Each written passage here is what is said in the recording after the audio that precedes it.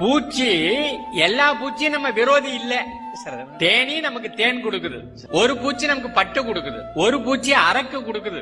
இந்த சிலந்தி இருக்குது பாருங்க, அது வலை கட்டி வச்சிருந்தா அதுல சிக்கிற பூச்சிகளை அது புடிச்சு சாப்பிட்டுக்கிட்டு இருக்க. நம்ம செடியை திங்கக்கூடிய பூச்சிகளை அந்த சிலந்தி சாப்பிடுது. இந்த ரெக்கைய மடக்காம பறக்குது பாருங்க தட்டாம்பூச்சி, அது செடியில இருக்கிற புழு பூச்சி எல்லாம் புடிச்சு புடிச்சு புடிச்சு புடிச்சு சாப்பிடுது. நாம விஷம் தெளிச்சோம் பாருங்க கொசுவை கொல்றேன்னு சொல்லி, அத தட்டாம்பூச்சி தான் செத்து போச்சு, கொசு கொள்ள சாப்பிட. உங்க எல்லாத்துக்கும் தெரியும்னு நினைக்கிறேன். இப்ப குளிர்காலம் வந்துருச்சு, இப்போ அது ஃபேனை நிறுத்திட்டு தூங்கலாம்ல, முடியலையே. கொசுவை விரட்டுறதுக்காக போன் போட வேண்டியிருக்கு, ஃபேன் போட வேண்டியிருக்கு. மின்சாரம் நிலக்கரியை எரிச்சு மின்சாரம் உற்பத்தி பண்றாங்க. அந்த நிலக்கரி இருக்கிற ஆளை ஆகாயத்தை சூடாக்குது, ஆகாயத்தை சூடாக்குறதுனால பருவமழை இல்லாம போகுது, பருவமழை இல்லாதனால விவசாயம் நின்று போகுது, விவசாயம் நின்று போறதுனால பல பேருக்கு வேலை இல்லாம போடுது.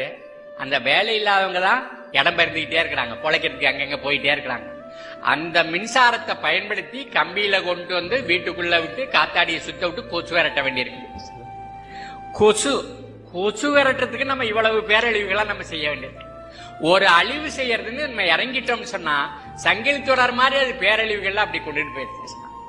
இத நவீன விவசாயம்னு சொன்னான், பச்சை புரட்சி விவசாயம்னு சொன்னான். இதுக்கு பேரு விஞ்ஞான விவசாயம்னு சொன்னான். இதுல விஞ்ஞானம் எங்க இருந்துச்சு? வியாபாரத்தை மையமா வச்சு அதுல எவ்வளவு லாபம் வரும்னு கணக்கு பார்த்து ஒன்னு ஆரம்பிக்கிறாங்க பாருங்க, அதுதான் இந்த பச்சை புரட்சி விவசாயம். நமக்கு எல்லாருக்கும் தெரியும், இந்த விவசாயிகளுக்கு யாரு டிராக்டரை வித்தாரோ இருந்துகிட்டே இருக்காரு, கடன் கட்ட முடியாத தவணை பாக்கியில இருந்துகிட்டே இருக்காரு. அவர் என்ன நினைக்கிறாரு, நாம இது மாதிரி கஷ்டப்பட்டது போதும், நம்ம புள்ள படிச்ச எழுத படிக்க கத்துட்டு எங்கேயாவது போய் எப்படியாவது பழக்கட்டும்னு நினைக்கிறாரு. இப்படித்தான் வாழ வேண்டும் என்று சொல்வதற்காகத்தான் ஞானிகள் அப்போது தோன்றுகிறார்கள். இப்போ மனிதன் 6 அறிவு படைத்தவன், மற்ற உயிர்களுக்கெல்லாம் 5 அறிவு தான் உண்டு. இந்த 5 அறிவுக்கும் 6 அறிவுக்கும் எந்த இடத்துல வித்தியாசம் இருக்கு? இத பாக்குறதுக்காக ஒரு ரஷ்ய விஞ்ஞானி என்ன செஞ்சான், அறிவாளிகிட்ட போய் நான் சொன்னேன்னா அவர் என்ன கேட்கிறாருன்னா, ரசாயனத்துல விளைஞ்சதாலும் இதுல விளையுமான்னு கேட்கிறாரு. ரசாயனங்கிறது என்ன செய்கிறது? இந்த பூமியை நம்ம தாயா நினைக்கிறோம். எப்ப இதுல யூரியாவை போட்டீங்களோ, எப்ப டிஏபி போட்டீங்களோ, எப்ப பொட்டாச போட்டீங்களோ, இந்த பூமியில இருக்கிற எல்லா உயிரும் செத்து போச்சு. அங்க கொலை தான் நடக்குது. அணுகுண்டு போடுறதுக்கும் பூமியில ரசாயன உரம் போடுறதுக்கும் ஒன்னும் வித்தியாசம் எல்லாம் கிடையாது.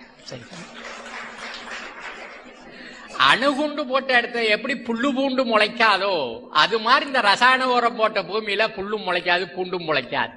அப்படின்னா நமக்கும் உணவு இல்லை, இந்த ஆடு மாடுக்கும் உணவு இல்லை, கோழிக்கும் உணவு இல்லை, குருவிக்கும் உணவு இல்லை.